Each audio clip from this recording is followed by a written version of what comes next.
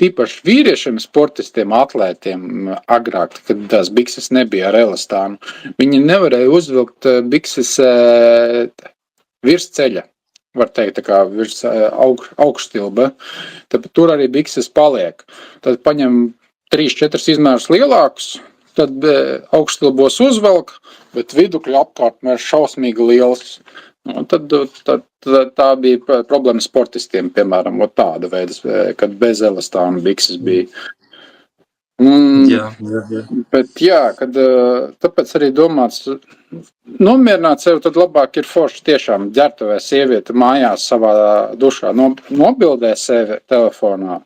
Un tad salīdzina tās bildes. Ja cilvēks sev katru dienu redz, viņa neredzēs rezultātus spogulī. Redzēs varbūt draugi, kas tevi redz reiz mēnesī, tie būtu redzēs rezultātus. Vairāk nekā mēs paši.